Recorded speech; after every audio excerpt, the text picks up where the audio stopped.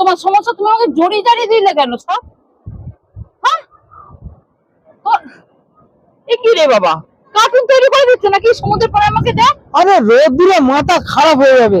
দেখ ঠান্ডায় বুঝে দিচ্ছে চশমা, দেখ বিটু, দেখ কোথায় গুলছে, দেখ সেন্টার চেনে না সব। আরে ভালো করতে নেই, ভালো করেছো কি মরেছো?